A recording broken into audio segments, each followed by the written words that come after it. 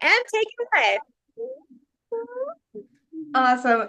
So let's get started. My name is Emily, and this is JoJo. And I'm so thankful you guys are all here. The Million Dollar Baby is super important to me because when Julie came to me talking to me about WFG and all things amazing, I had worked in a bank for multiple years. I had done, a lot of things finance and what I and what I thought I had done and learned, but how to really protect our futures and our kiddos and all the options. Yeah, all the options that are there is not something they teach in school, and it's not something they teach in even if you work at a bank. So the things that Julie and Dan taught me really have made a huge influence or positive influence in my life. I have five girls, all under the age of 10 and under. And it's important for me to be able to help them when they're older to set them up for financial success and the tools that we can help provide for their futures, whether or not they go to college or what their dreams and future might look like, we'll be able to have that foundation for them. So I'm really excited to hear from Julie and Dan and yeah, see how we can set up our kiddos. Thank you. Thank you. I love your family so much. By the way, Joe's so cute. I got to meet Joe when she was 3 weeks old. She actually came out to Utah, so we got to meet her then, and it's so fun to see how much she's grown. So thanks for being here tonight, making it happen. Thank you guys. Emily made one of the biggest impacts on me. We were at a conference, and she said, "Hey, Julie, after the first day or so, how are people supposed to know this stuff?" And just let that sink in, right? And so what we're going to cover tonight is that stuff, because the reality is we're not set up to learn about this in school or at work or just magically know about it. People like Emily and our amazing team throughout the country are the ones that are going to teach that. So let's get started. We're really excited to be here. Let's dive into Million Dollar Baby Night. This is basically the cutest $1 million baby ever. Emily and I are super close. We grew up together. There's just a couple pictures of us here in our more adult years. But the truth is, we didn't start off like that. My mom was in a terrible car accident on my first day of high school when I was going to school in a new town. And I didn't have any friends except for Emily. And Emily at 14 had the wherewithal to care so much for others that she invited me to her home. She took me to the park so we could do cartwheels and back handsprings and all the things. And she took me under her wing. So I would be better off because of that. And let me tell you, that's exactly what we're going to do here tonight. And what we've continued dedicating our lives to is taking others under our wing, teaching them, showing them, making them feel comfortable. And that's just really what I love about not just Emily, of course, but the team that we have here. So let's dive in, you guys. Here's our normal society way of life. We go to school just to get a job, to then have a family and a mortgage, and then a life sentence of basically financial stress. Maybe it's not every day, but most times. I personally used to think that was only for my family, or that was only me, or maybe because I didn't learn the right things. The reality is we've got some crazy statistics, you guys. As a country, 63% of Americans live paycheck to paycheck. And so for me personally, I thought, you know what? I bet it's just you need to make more money. So that's like, we just all need to figure out how to have a higher income. Not true. That actually only works for 51% of those that have over $100,000. The other 49% six-figure earners are still living paycheck to paycheck, you guys. 44% of us can't cover a $1,000 emergency. And 77 parents say that they worry daily about their child's financial future. So that circle, right, of go to school, get a job, get married, have a family, and then have stress, it's because our society is set up this way. And it's not just you, it's not just your neighbor. but it's everyone, because college costs have increased by 169% since the 80s. Now, I understand the 80s is kind of far away for some of us, but like not everyone, it was just right there. And the average American household has $90,000 in debt. Here's the one that stuck me in the stomach. 1 in 3 parents are delaying their own retirement to help their adult kids financially. This is a big deal, you guys, but there is something that we can do about it. We have to learn how money works. Tonight, we're going to talk about how we can change from generational debt to generational wealth. So what are the 3 enemies to wealth? You guys, if you haven't gotten a pen and paper yet, you really should. So pen, paper, take notes. Let's change your family. Taxation. Personally, I believe that all of us want to pay our fair share of taxes. But how about no more than that? Let's put as much of our money possible into our own pockets before it goes to Uncle Sam.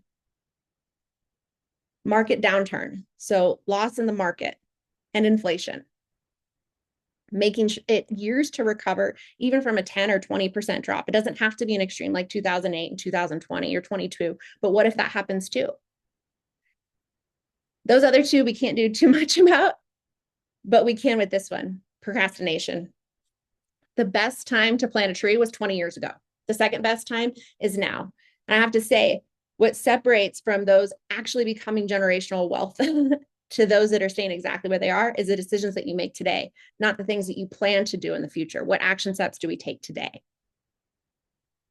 Let's talk about some of your options for saving for your kids. There's the traditional 529 plans. For those of you that were literally like me and I was like, okay, you already lost me. What the heck is that? It's a college plan, something that you can set up for your kids for college. But here's the problem. It's not a life plan. It's only for college and college expenses. And guess what? If you don't use it for college or college expenses, it becomes taxable and a 10% penalty. And a 10% penalty. You have to pay taxes because you had a taxes and a penalty because you had a change of mind. You didn't know that Johnny at 5 wasn't going to go to college. So now you have to give 10% of that back to the IRS. That's crazy. Okay, I'll take a deep breath. But what about our traditional savings plans?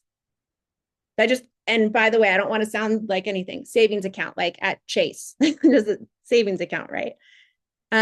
They typically are earning between 0.03%, meaning a third of 1%, to about 3% interest.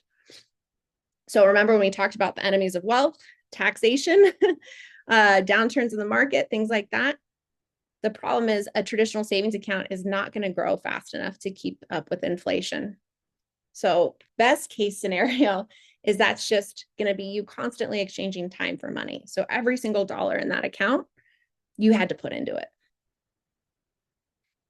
Well, what else? What other options do we have? Basically, the whole reason you guys are here tonight is what we have left, the $1 Million Baby Plan. And that's seriously like the cutest. How can you not look at that picture and just laugh? Okay, moving on. The $1 Million Baby Plan is simple and powerful.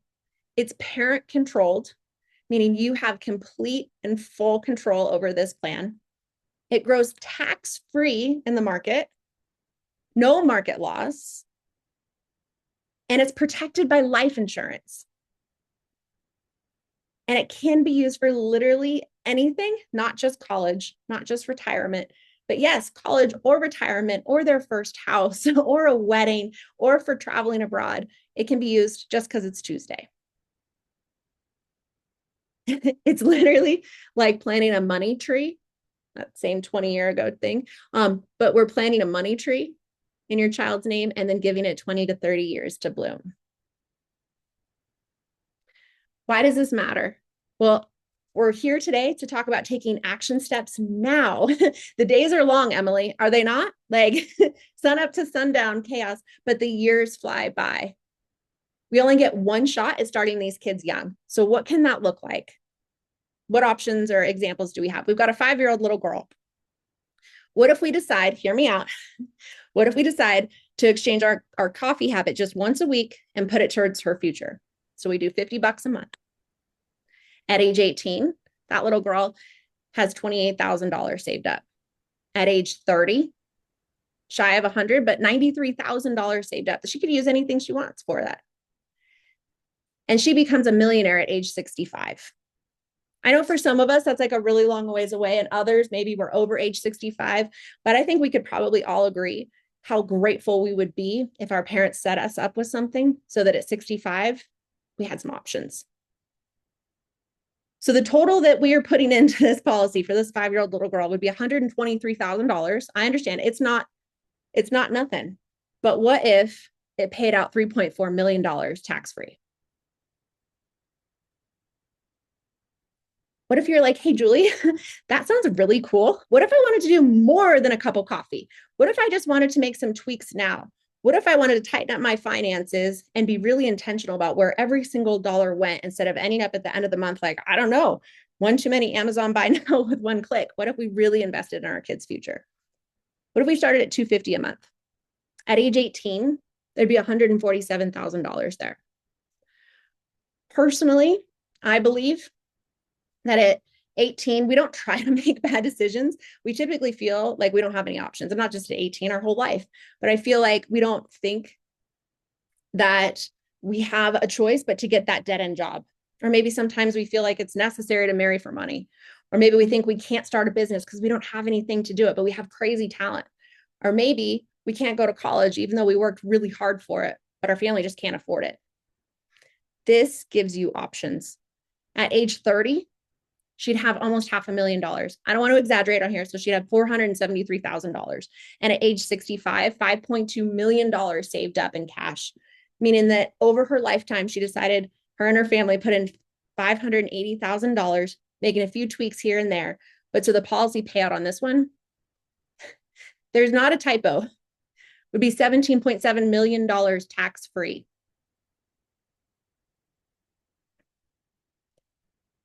I don't know about you guys, but when I first saw that, I was like, yeah, wait, what? And how? Because I think you said you put in this much and now you did what? I'm going to show you on a pretty standard plan what exactly I'm talking about. So to be completely honest, most of my clients don't do $50. Most of my clients don't do $250. They land on a pretty even sweet spot of $100 a month towards their kids' future. That's $25 a week. I'm sure that we can all agree that there's a $25 a week habit that we have that we could cut if it was worth it. That's the drive-through once. That's a couple of coffees. That's a Grubhub delivery.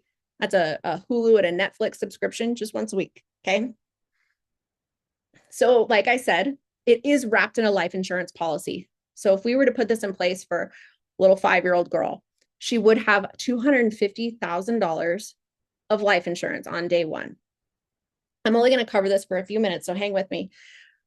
I'm not saying we should put life insurance because I think your child's going to die. It's not the case. But what if the unthinkable happens? What if that were to happen? Would you want to have to go back to work within 2 weeks and pretend everything's okay when it's really not?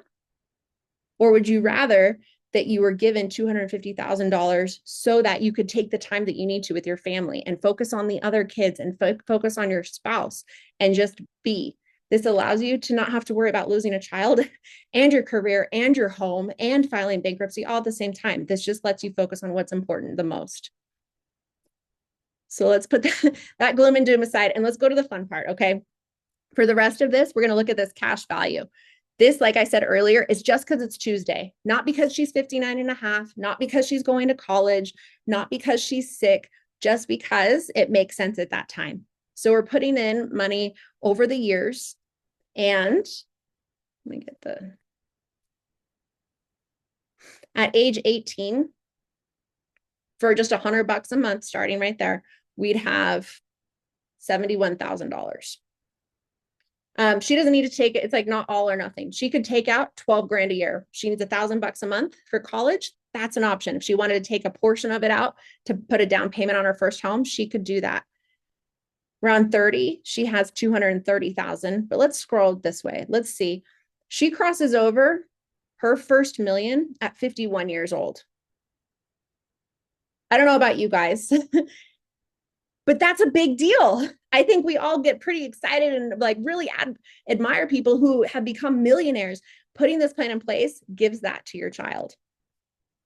She could take it out. She could buy her first property. She could buy a vacation rental. She could travel the world, go spend that month in Europe that you always wanted to, but you couldn't afford it. That column allows her to do those things that you would want for her.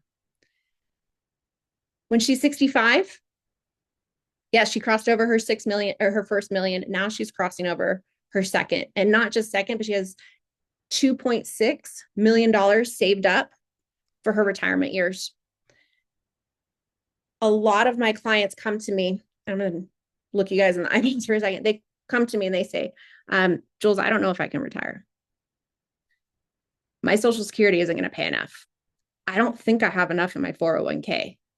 Do I have to work the rest of my life?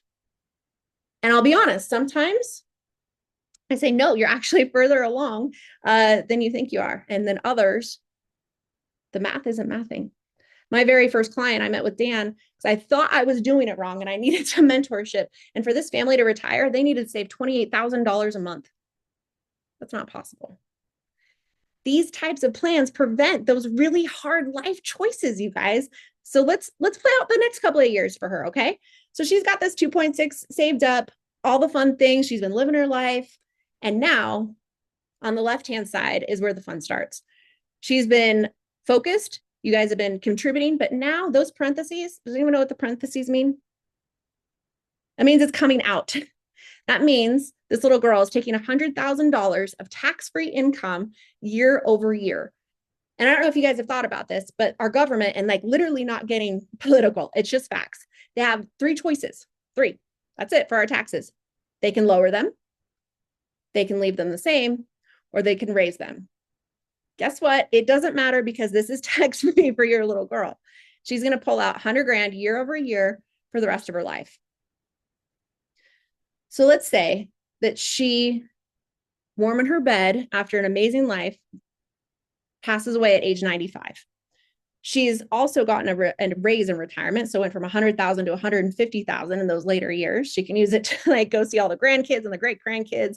She can use it for going to visit Europe, like literally whatever she wants. But after all is said and done, she would still have $4.9 million.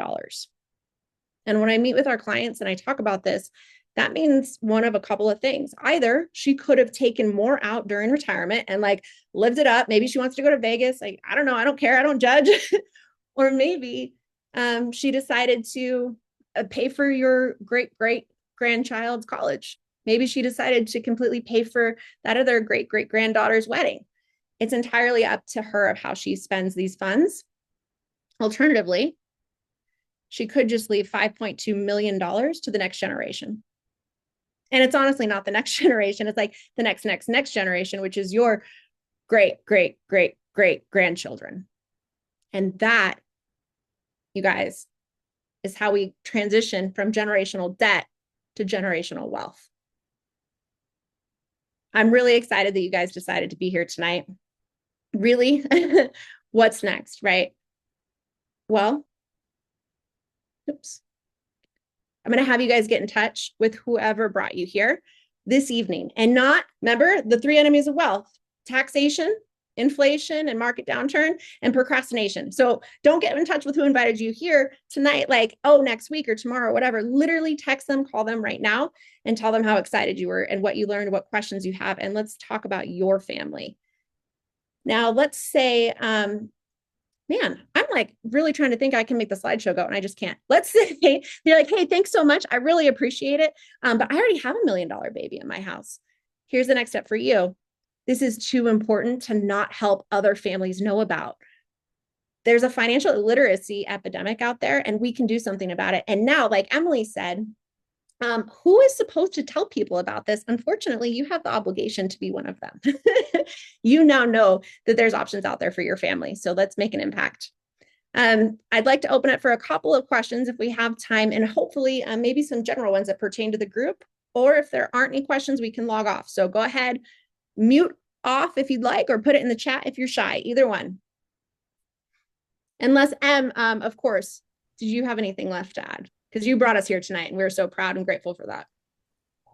No, I'm always taking notes, even though I have $5 million babies right now. Yeah, I just thank you so much for sharing all that. It's always good to hear. It's always more and more impactful. So Thanks, Em. And we're so proud of you and excited for your little $1 million babies over there. They are so stinking cute. Good job, girl. thank Dan, you. would you like to add anything before we log off? I mean, not necessarily, other than people are making the wrong choices every day. Shame on them. But it's not because they're making the wrong choices. It's because they don't know the choices to make. They don't even know that this was an option. I certainly didn't. And that's the fallacy of all this hardship that we see, is that people are working way too hard to be so stressed about money. There's an obligation that we are given that Emily's taken. We shared these with her on a personal note. And she asked us, would it possibly be okay and that I share this with someone else? No, Emily, don't you dare. Of course. When she shares, she's like, I don't even know what it is, but you just got to talk to them. It's a thing. I haven't seen it before. It's super cool. You're going to like it. Just let's go. And that's what you do. That's what you do for those you care about. It doesn't come from the brain and say, I have to say it perfect way. It comes from the heart. Because you're terrified if you could have helped them and you didn't. That's where we are. It's an exciting time to be a part of. We are doing more and more annual reviews where we're analyzing, not like you can totally do this to you totally did this. Past tense. And look at you now. Look at you 2 years later, 3 years later, 4 years later, and the progress that you have made and the journey you've been on. It's unbelievable to be part of this. You've all heard me probably say this, but at least some of you have. It's baffling to me that I get paid for this. It's just, it's unbelievable that I can help Emily come up with $5 million little babies in her home. Yes, please. Yes, please. I'm honored to even do so. Oh, and there's some sort of money associated. Great. Did Emily pay us? No. We select the best carrier, and that carrier, instead of doing another commercial, happened to compensate us instead of doing another Super Bowl commercial. Isn't that great? Isn't that great? We give these gifts, and the folks that receive them don't even have to take care of it. Like if she went directly, she'd pay more other than going through Julie because of her brokered relationship. I think it's fantastic. Grateful to be here. Aaron, thank you. I appreciate you. Darren, thank you too, quite frankly. We up our numbers here. We care about our kids too, gosh darn it. Or our grandkids. Yeah, absolutely. Exactly, Absolutely. Of course, Aaron. Julie talked about our great grandkids. So shoot, I mean, we're talking a few. Carly, you kids are important to you.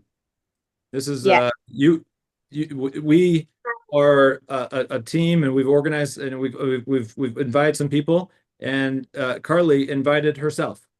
Why did you do that, Carly? We're honored. We're grateful you're here. But why did you invite yourself? Because I know the importance of having these types of policies for our children and being able to share the message with other parents, other grandparents that don't have this knowledge. Yep. Thank you, Carly. We appreciate you. Yes, That's of how we course. close. More powerful than anything I said. Just leave it to Carly and let her close up shop for us.